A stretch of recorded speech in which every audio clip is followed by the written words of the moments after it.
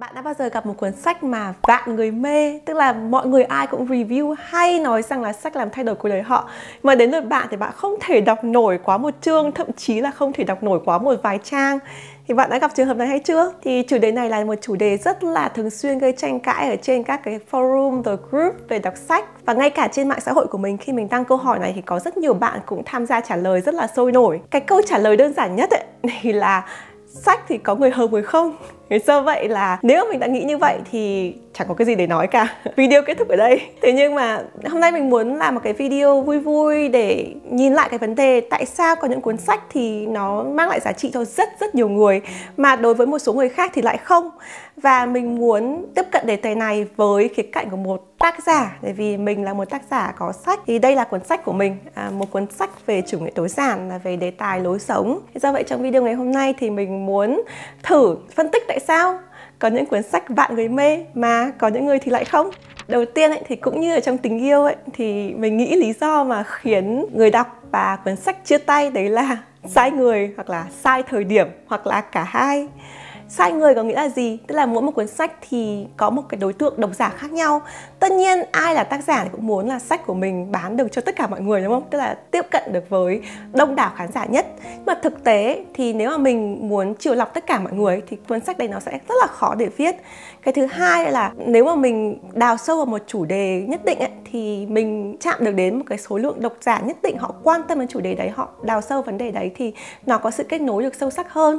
Thế do vậy là một cuốn sách thì thường sẽ có đối tượng độc giả tùy theo lứa tuổi, hoặc là tùy theo giới tính, hoặc là tùy theo nghề nghiệp khác nhau, tùy theo những sở thích nào mà nó khiến cho bạn chạm đến cuốn sách đấy. Thì đấy là cái cách mà mình nghĩ rằng là cái cuốn sách chọn được đến đúng người. Thế nếu chẳng may bạn nghe được lời review của người khác, hoặc là bạn có tưởng tượng ra cuốn sách này về cái chủ đề này, nhưng mà khi mà đọc lên thì phát hiện ra nó không phải cái chủ đề đấy, thì tức là bạn đã sai người. Sách chọn sai người và bạn chọn sai sách. Cái vấn đề thứ hai là sai thời điểm.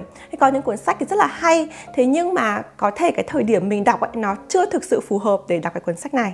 Thì bản thân mình có rất nhiều cuốn sách tương tự như vậy. Thì một cái trường hợp gần đây đối với mình ấy là cuốn Đắc Nhân Tâm. Thì đây là cuốn sách mà ngay cả trên khảo sát ở trên mạng xã hội của mình, các bạn nhắc đến rất nhiều, như là cuốn sách là vạn người mê nhưng các bạn không thể mê nổi. Thì bản thân mình cũng đã từng làm video blog về cái chủ đề này và nói rằng là đây là một cuốn sách mà ở tuổi 20 mình đã cố gắng đọc rất nhiều lần, nhưng mà không thể tiêu hóa nổi, và mình thực sự không thể đọc nổi cuốn này. Thế nhưng gần đây, tức là năm 34 tuổi, mình mới nghe lại cái cuốn sách này trên nền tảng sách nói Phonos, và mình thật sự là thấy cuốn sách rất là hay. Có rất nhiều cái thông tin trong đấy nó thực sự bổ ích. Có rất nhiều thứ mà mình học được trong cuốn sách này từ những cái năm 20 tuổi mà ghét đọc cái cuốn sách ấy đến thế. Thế nhưng mà có những cái lời khuyên trong cuốn sách ấy, nó vẫn in hẳn ở trong đầu mình và nó đã giúp đỡ cho mình rất là nhiều. Chẳng hạn như trong cuốn sách có một cái lời khuyên mà mình vẫn còn nhớ là tác giả khuyên rằng là nếu mà bạn muốn người ta tôn trọng, người ta quý mến mình ấy, thì mình nên gọi tên người ta. Thì khi mình ở tuổi 20 thì mình đọc vào cái điều đấy và mình bắt đầu đi dạy học, và mình cố gắng mình nhớ tên học trò, và mình cảm thấy mỗi khi mình gọi học trò bằng tên á thì học trò họ cảm thấy là được quan tâm hơn rất là nhiều. Và trong suốt những cái mối quan hệ sau này của mình, ngoài việc dạy học, ngoài cái việc là công tác ra, thì quan hệ trong cuộc sống thế mình cố gắng mình nhớ tên của mọi người, nhớ mặt mọi người. Thì ngày xưa ấy, ngoài cái việc nhớ tên ra thì những cái thông điệp trong sách ấy nó không phù hợp với mình, tại vì là mình nghĩ là mình chưa có đủ trải nghiệm về cuộc đời, và mình cảm thấy rằng là cái cuốn sách này nó dạy mình để mình thảo mai, để mình nói không thật với bản thân mình, để mình thế này thế kia. Tức là mình nghĩ rằng là cuốn sách nó đang dạy mình trở thành một người kiểu khéo léo nhưng mà không thật ạ. Nhưng mà ở tuổi 30 ấy, khi mình nghe lại cuốn sách ấy, thì mình nhận ra rằng là thực ra mình vẫn có thể là mình, và đấy chính là cái thông điệp của sách. Bạn hãy cứ là bạn, nhưng mà hãy ở một cái phiên bản khéo léo hơn, có chiến lược hơn khi mình tiếp cận với những người khác, đặc biệt là trong công việc. Thì mình nghĩ rằng là nếu mà các bạn nào là các bạn trẻ mà chưa có trải nghiệm cuộc sống và chưa đi làm nhiều năm ấy, thì khi đọc cái cuốn sách này có thể sẽ rất là khó chịu. Thế nhưng mà khi mà bạn đã trưởng thành rồi ấy, bạn đi làm ở nhiều vị trí rồi và bạn là lãnh đạo rồi ấy, thì bạn sẽ hiểu hơn cái thâm ý của tác giả trong cuốn sách này. Ngoài ra, ngày xưa một trong điểm mình không thích ở cuốn sách này là sách nhắc đến thường xuyên tên và địa danh mình không biết. Tại vì đấy là tên địa danh ở Mỹ, vì tác giả là người Mỹ. Thế nhưng mà hiện tại sau 10 năm sống ở Mỹ thì những cái tên đấy, là những cái danh nhân đấy, những cái địa danh này nó rất thân thuộc với mình. Thậm chí có một địa điểm nhắc đến trong cuốn sách là ngay cạnh nhà mình. Thế cho nên là cái cuốn sách cái thời điểm này khi mình đọc với cái trải nghiệm của mình ấy, thì nó lại rất là gần gũi với mình so với tuổi 20. Thế nên thông qua câu chuyện của mình và cuốn Tác Nhân Tâm ấy, thì mình muốn nói rằng là cái mối quan hệ của bạn với một cuốn sách ấy, nó có thể thay đổi. Có thể là sai người sai thời điểm ở cái lúc này. Thế nhưng mà ở một cái thời điểm khác, khi bạn là một con người khác, cái sự trưởng thành của bạn khác, thì nó có thể là một cuốn sách phù hợp với bạn. Do vậy mình không nên chối bỏ một cuốn sách hoàn toàn. Nếu có một cuốn sách nào đấy mà mọi người nhắc đi nhắc lại, nhắc tái nhắc hồi trong suốt cả cuộc đời của bạn, mà ngày xưa bạn đã thử đọc rồi rất nhiều lần nhưng không được, thì biết đâu đấy qua một thời gian bạn không đọc và bạn trải nghiệm, bạn đọc lại, bạn có thể nhận ra một điều gì đấy thú vị hơn. Thì đó theo mình là điều đầu tiên và cũng là phổ biến nhất, với cái lý do tại sao mà có những cuốn sách nhiều người thích, còn một số nhỏ thì lại không. Lý do thứ hai cũng phổ biến không kém, đấy là tác giả và độc giả không nhìn cùng một hướng. Tức là hai người đi vào một mối quan hệ nhưng mà kiểu có những kỳ vọng và có những mục đích khác nhau, đi những con đường khác nhau ấy, cho nên ngay từ ban đầu mình đã không khớp rồi. Thì một trong những cái ví dụ tiêu biểu của vấn đề này chính là cái dòng sách spiritual, tức là thiên về tâm linh tâm hồn. Đại diện tiêu biểu là hai cuốn, thứ nhất là cuốn Nhà Giả Kim, rất nhiều người thích, trong đó có mình, nhưng mà rất nhiều người không thích. Cái cuốn thứ hai là cái cuốn mà mình mới review ở trên kênh, có tên là 4 Thỏa Ước. Mình rất thích và có ảnh hưởng rất lớn đến cuộc đời của mình, nhưng mình cũng hiểu là có những người ta sẽ không thích.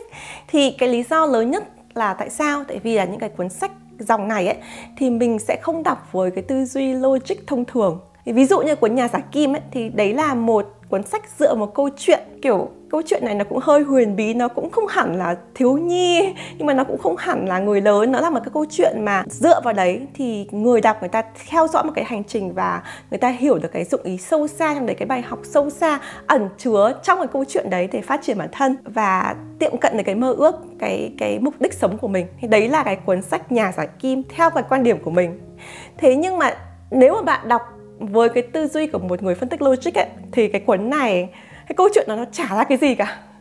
Nó chả có cái ý nghĩa gì, không có cái trình tự tuyến tính, không có cái tuyến nhân vật nào như thế cả. Nó không phải là một cuốn sách tiểu thuyết là vì thế. Nó là một cuốn sách tâm linh bởi vì nó sẽ yêu cầu người đọc là người ta đắm chìm vào thế giới đấy và người ta tự suy nghĩ, tự vận dụng vào thế giới của người ta. Thì mình không muốn nói rằng là những bạn không thích cuốn sách này thì không có cái khả năng tư duy vận dụng như thế. Mà ý mình muốn nói rằng là tùy những cuốn sách ấy, nó sẽ đòi hỏi mình đọc với một cái tư duy khác. Thì bản thân mình là một người làm nghiên cứu, thì bản chất của mình đã là một người rất là logic rồi. Thế nhưng mà khi mình đọc cái cuốn Nhà Giả Kim ấy, thì mình thư giãn và mình thấy rằng là đây không phải là cái cuốn sách như mình nghĩ, nhưng mà mình hãy cho nó cơ hội và mình thực sự rất thích cuốn này. Đây không phải là một cái cuốn sách có thể cho tất cả mọi người. Nếu mà bạn không đọc nó đúng cái thời điểm bạn cần ấy, đúng một cái thời điểm bạn thả lỏng ấy, và đúng một cái thời điểm mà kiểu như là bạn cho bản thân mình tin vào những cái điều huyền diệu trong cuốn sách để mà mình áp dụng vào trong cuộc sống của mình, thì rất là khó để hiểu được cái dụng tâm của cuốn sách. Tương tự như thế của cái cuốn 4 Thỏa Ước này, nếu mà mình dùng cái tư duy logic để phân tích tại sao tác giả lại nói là đây là bùa mê, đây là lời nguyền, đây là thỏa ước á, thì mình rất là dễ chỉ trích cuốn sách này và nói rằng là nó khó hiểu, nó ma mị, nó không thực tế. Nhưng mà đây là một cuốn sách mà mình nghĩ rằng là nó đòi hỏi mình phải vượt lên cái sự logic đấy để mình ứng dụng nó vào cuộc sống của mình, để mình phân tích cụ thể xem là tại sao 4 cái thỏa ước này thôi, sách rất là mỏng thôi mà bán được đến hàng triệu bản trên thế giới và rất nhiều người nói rằng là sách thay đổi cuộc đời của họ. Đấy cũng là một lý do tại sao mà mình thường làm những cái video review sách ấy. Trong đấy thì mình không chỉ nói nội dung cụ thể của cuốn sách mà mình còn đi thêm một bước nữa là mình nói xem là bản thân mình vận dụng cái tư duy đấy vào trong cuộc sống của mình như thế nào. Thì chẳng hạn bạn không may cầm lên một cuốn sách về tâm linh như là cuốn 4 Thỏa Ước hay là cuốn Nhà Giả Kim, thì kể cả bạn có không thích cái cuốn đấy thì bạn xem cái video của mình, bạn cũng thấy là ít nhất là mình có thể lấy lại được 1, 2, 3 cái điểm thú vị và mình học được cái cách cái bạn chi này bạn áp dụng vào cuộc sống của bạn. Thì bạn không nhất thiết bạn phải đọc cái cuốn sách đấy, bạn vẫn có thể chắt lọc được cái điều thú vị ở trong sách. Thế nhưng mà trở lại cái vấn đề lý do thứ hai ấy, thì có những cuốn sách ấy là bạn phải đi cùng một hướng với tác giả, bạn phải nhìn cùng một đường với tác giả, bạn phải tin vào tác giả ấy. Bạn phải để tác giả dắt tay bạn ấy thì bạn mới có thể đọc được. Còn nếu mà không ấy thì nó rất là kỳ cục, nó rất là ngang trái ngay từ ban đầu. Vấn đề thứ ba nằm ở sự chông chênh giữa nguyên tác và bản dịch. Nếu mà bạn đọc một cuốn sách là bản dịch, tức là không phải là cái ngôn ngữ gốc của sách ấy, thì sẽ có rất nhiều cái chỗ mình cảm thấy rằng là nó rất là phụ thuộc vào tài năng của người dịch ấy, và cái sự cẩn thận của họ, cái sự có tâm của họ để giúp cho độc giả có thể hiểu được. Bởi vì mình là người dịch, mình không chỉ là cầu nối về ngôn ngữ mà mình còn là cầu nối về văn hóa, cầu nối về kiến thức, cầu nối về sự giao lưu giữa tác giả và độc giả thông qua mình. Thế cho nên là chức năng của người dịch phải rất là tốt. Thì có rất nhiều cuốn nó sẽ dễ dịch hơn những cái cuốn khác. Chẳng hạn như cuốn Tâm lý học về tiền. Thì đây là một cuốn sách bestseller ở nước ngoài và ở Việt Nam cũng được đón nhận rất nồng nhiệt. Nhưng mà khi mình nghe bản tiếng Việt rồi mình đọc bản tiếng Anh thì mình hiểu rằng là tại sao có những bạn độc giả người Việt cảm thấy khó tiếp cận với cuốn sách này. Đó là bởi vì là sách nói về chủ đề tài chính và được viết bởi một người Mỹ. Thế cho nên là những cái tư liệu mà tác giả nói ở trong sách ấy, những cái lịch sử, những cái cột mốc, những cái gói tài chính ấy, nó rất là Mỹ. Bản thân mình là một người sống và làm việc ở Mỹ được hơn 10 năm rồi. Thế cho nên là khi mình nghe thì mình hiểu. Thế nhưng mình không thể tưởng tượng được là một người ở Việt Nam hay là một cái đất nước khác mà không có cái chú thích cụ thể ở phía dưới, làm sao họ có thể hiểu được. Do vậy nếu bạn là một độc giả tiếp cận một cuốn sách mà nó viết chủ yếu cho một cái thị trường khác và sử dụng cái ngôn ngữ, những cái kiến thức, những cái luật lệ của đất nước khác ở trong cái cuốn sách đấy, thì bạn lại cần phải làm thêm một cái bước nữa là đọc ghi chú, rồi tìm hiểu thêm Google, rồi thử tìm cái so sánh tương quan giữa những cái kiến thức trong cuốn sách và những cái thực tế trong cuộc sống của bạn nó như thế nào. Thì nó khó hơn bởi vì nó yêu cầu người đọc phải có cái sự tiếp cận riêng cho chính họ. Ở một mặt khác, như mình đã nói ở ban đầu ấy, thì dịch giả không chỉ là cầu nối về ngôn ngữ mà còn là cầu nối văn hóa. Thế do vậy có những cái nét văn hóa là đặc trưng ấy, thì mình cần phải ghi lại phía dưới để chuẩn bị cho tâm thế của một khán giả mà ở một quốc gia, ở một nền văn hóa khác. Thế chẳng hạn như là cái cuốn nghệ thuật tối giản của người Nhật mà tên tiếng Anh là Sự mầu nhiệm của việc dọn dẹp của tác giả Marie Kondo. Đây là một cuốn sách mình rất thích và nó truyền cảm hứng cho mình rất nhiều để viết cuốn sách về tối giản của mình, và mình đã trích dẫn cuốn sách này ở trong cuốn sách của mình vài lần.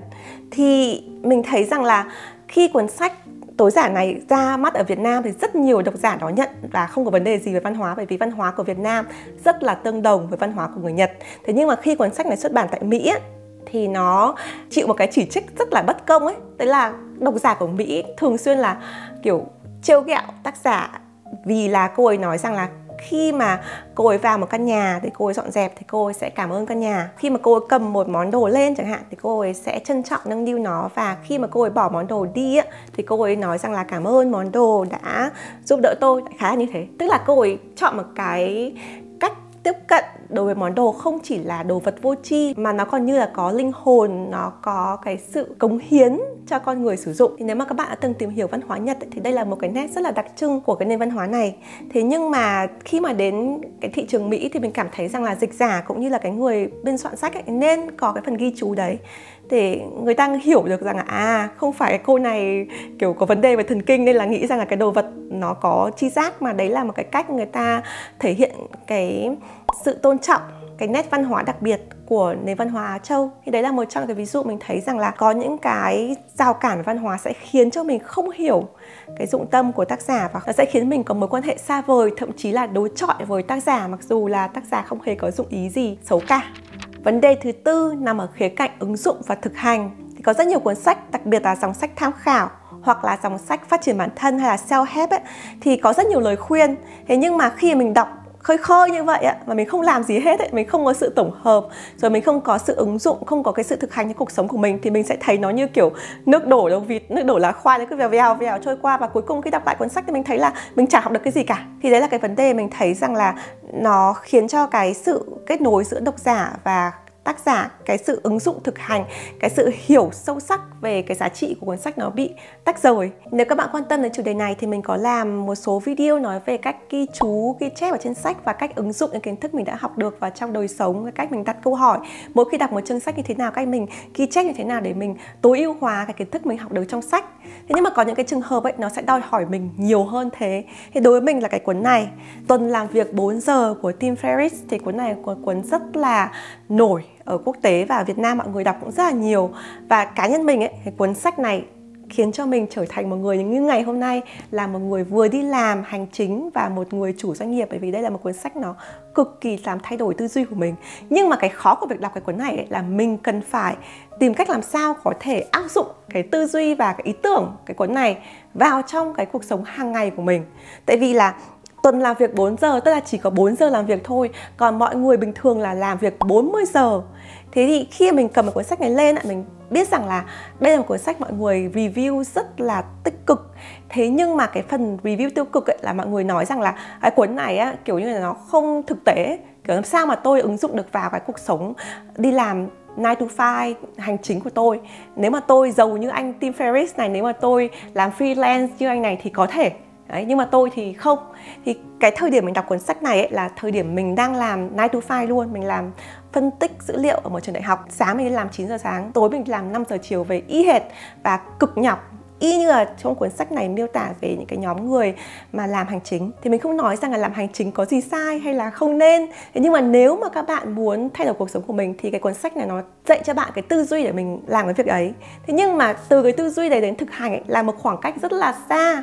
Thế do vậy khi mình đọc cái cuốn sách này mình đặt ra cho mình một cái thử thách là mình phải liệt kê ra 3 điều mình có thể làm ngay từ cuốn sách này để áp dụng ngay vào cái cuộc sống, vào cái công việc chính của mình.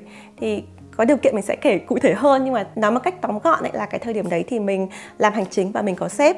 Thì mình tận dụng một số cái lời khuyên trong cuốn sách mình bắt đầu training sếp của mình để sếp của mình thấy được rằng là mình sẽ làm tốt hơn nếu mình có thời gian thoải mái hơn, mình làm tốt hơn nếu mình làm ở nhà mình sẽ tập trung hơn, mình sẽ làm tốt hơn nếu mình đi về nhà sớm hơn.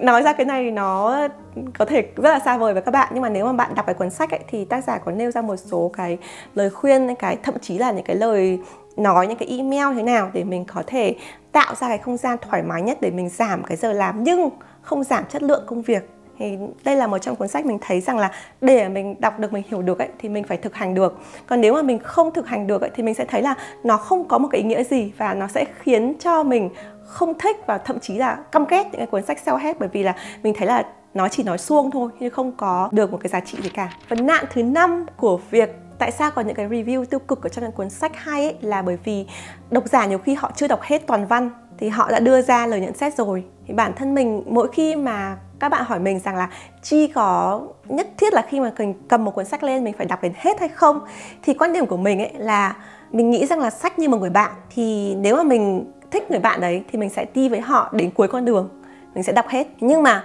khi mình gặp bạn mình thấy là chưa phù hợp, mình chưa thấy là đúng người, đúng thời điểm thì mình sẽ ngưng đọc. Có thể một thời điểm khác mình lại cầm lên đọc, giống như là cuốn Đắc Nhân Tâm chẳng hạn. Thế nhưng cái quan điểm cá nhân của mình thì mình sẽ không bao giờ viết review tiêu cực nếu mà mình chưa đọc hết toàn bộ cuốn sách. Tất cả những cuốn sách nào mà mình review hay mình nhắc đến, thậm chí là nhắc đến trên stories, Instagram đơn giản một vài giây thôi, mình đều phải đọc hết toàn văn rồi thì mình mới dám đưa ra cái lời nhận xét. Bởi vì có những cuốn sách phải đến kiểu một nửa sau nó mới hay.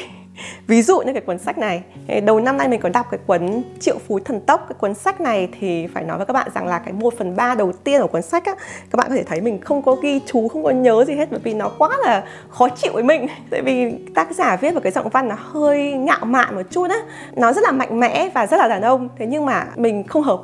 Thế nhưng mà mình vẫn cố gắng đọc tiếp. Tại sao? Tại bởi vì là mình có xem một số cái video review sách, rồi đọc những cái tóm tắt, rồi là những cái ý tưởng trong sách thấy rất là thú vị. Và mình nhìn ở trong mục lục của sách thì mình cũng biết rằng là cái 1/3 đầu không hợp với mình, nhưng mà 2/3 tiếp theo thì có vẻ rất là thú vị. Thế cho nên là mình cố gắng, mình nhai, mình chậm mình phải đi hết cái 1/3 ban đầu mình rất là ghét. Thì đến cái phần tiếp theo thì phải nói là thực sự xuất sắc, thực sự hay, thực sự là đáng đọc. Nếu mà mình dừng lại cái 1/3 ban đầu thì mình sẽ chắc chắn là rate cuốn sách này dưới 1 sao. Và mình cũng thấy cuốn sách này trên Goodreads các bạn rate 1 sao là những cái bạn mà không thể chịu nổi cái phần đầu tiên. Thì thành thật mà nói là một tác giả thì mình cũng nghĩ rằng là nếu mà tác giả có thể viết một cách dễ chịu hơn ở cái 1/3 đầu thì ok, nó sẽ tiếp cận đến nhiều khán giả hơn. Nhưng mà mình không phải là tác giả cho nên là mình cũng tôn trọng và mình rất là biết ơn 2/3 còn lại cuốn sách. Thì trường hợp tương tự cũng từng xảy ra với cuốn sách của mình, bởi vì là mình đã từng xem cái review và thậm chí có những bạn còn gửi tin nhắn cho mình là ôi, mình tưởng cuốn sách này hay như thế nào nên nói về tối giản mà chỉ nói về dọn dẹp thôi à. Thì mình bảo là ủa bạn ơi, cái phần dọn dẹp nó chỉ là cái chương đầu tiên thôi mà.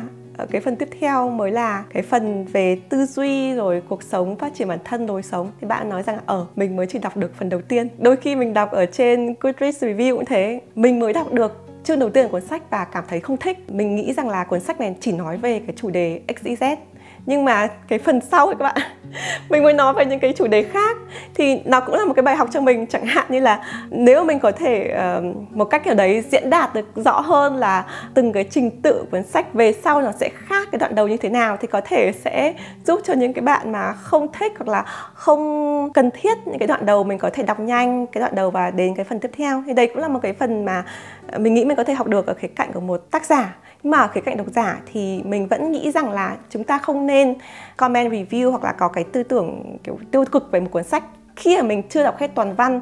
Khi mình đọc hết toàn văn rồi thì mình nghĩ rằng là chúng ta có quyền để có thể đánh giá một cuốn sách. Còn nếu mà mình chưa đọc hết thì mình chỉ có thể nói rằng là mình mới đọc đến chương này thôi, mình cảm thấy chưa phù hợp, có thể một giai đoạn khác, một cái thời điểm khác khi phù hợp hơn mình sẽ đọc lại, biết đâu lại thấy có trải nghiệm khác thì sao. Thì đó là toàn bộ phân tích của mình về việc yêu và ghét sách từ góc độ của một người đọc và từ góc độ của một người tác giả sách. Thì mình tò mò muốn biết rằng là ngoài những cuốn sách mà mình đã nêu ở trong video, bạn còn có những cuốn sách nào mà vạn người mê nhưng mà bạn thì lại không mê, là chưa đọc hết, hoặc là mình đọc rồi nhưng mà không thích? Bạn có thể giúp cho mình ghi tên cuốn sách ở phần comment được không? Mình muốn làm tiếp một video trải nghiệm đọc tiếp những cái cuốn sách mà mọi người chê nhưng mà nhiều người khen, để mình xem rằng là mình có thể bổ sung thêm được vào video này hay là có cái trải nghiệm gì thú vị hơn không. Mình rất là trông chờ mọi người comment cho mình nhé. Chào mọi người và hẹn gặp lại. Bye!